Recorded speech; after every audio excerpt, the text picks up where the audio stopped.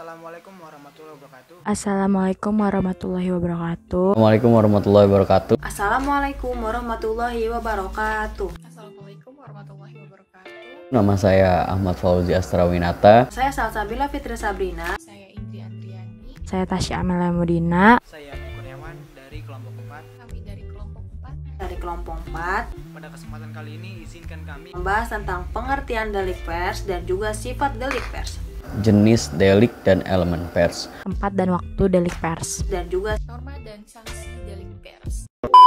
delik adalah perbuatan yang dianggap tindak pidana. Perbuatan dapat dijaring dalam pasal tindak pidana.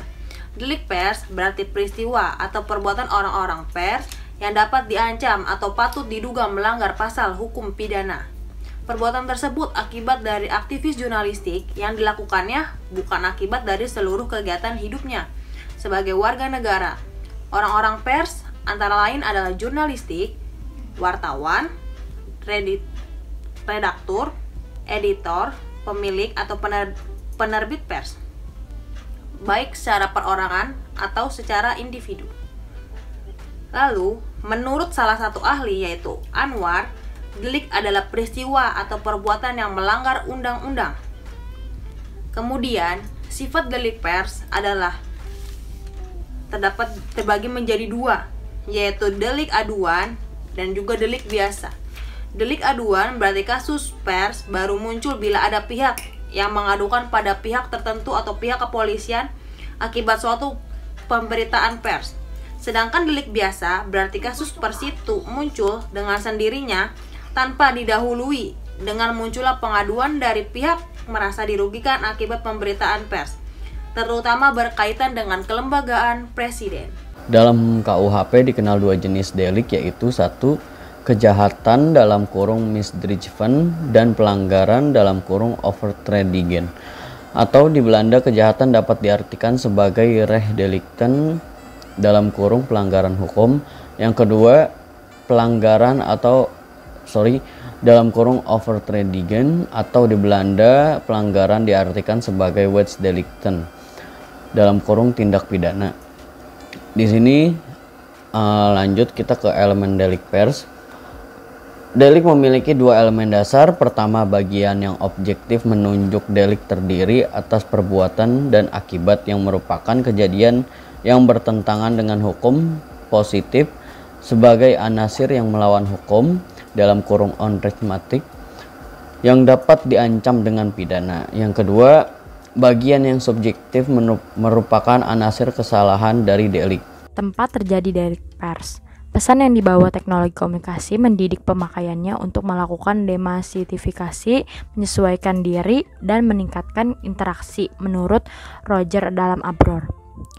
Untuk layak disebut sebagai peristiwa hukum yang memiliki akibat hukum, suatu delik pers tetap harus menyertakan unsur tempat. Teori jurnalistik menyebutkan suatu peristiwa yang dilaporkan media tidak layak disebut berita bila dalam peristiwa tersebut tidak ditemukan unsur waktu yang menjelaskan kapan peristiwa tersebut terjadi.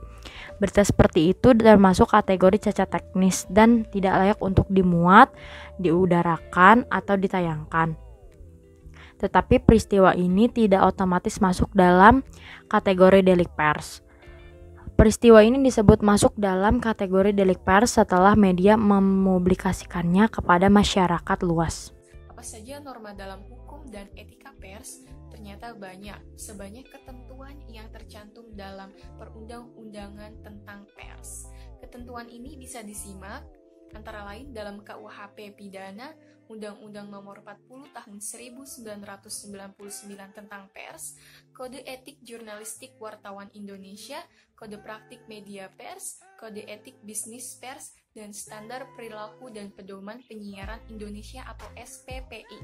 Menurut ketentuan Undang-Undang Nomor 40 Tahun 1999 tentang pers, sanksi delik pers dalam bentuk hukuman pidana hanya dikenakan terhadap setiap orang atau perusahaan pers yang melanggar ketentuan pasal 4 ayat 2 dan ayat 3, pasal 5 ayat 1 dan ayat 2, Pasal 9 ayat 2, Pasal 12 dan Pasal 13. Sanksi delik pers seperti hukuman lainnya bersifat tegas dan nyata. Tegas berarti tanpa kompromi, tidak ada tawar-menawar, tidak ada diskriminasi dan toleransi, hitam di atas putih, harus segera dilaksanakan. Jadi hanya itu saja yang dapat kami sampaikan. Semoga bermanfaat untuk kita semua. Mohon maaf apabila ada kata-kata yang salah. Terima kasih. Assalamualaikum warahmatullahi wabarakatuh. Wassalamualaikum warahmatullahi wabarakatuh. Dadah.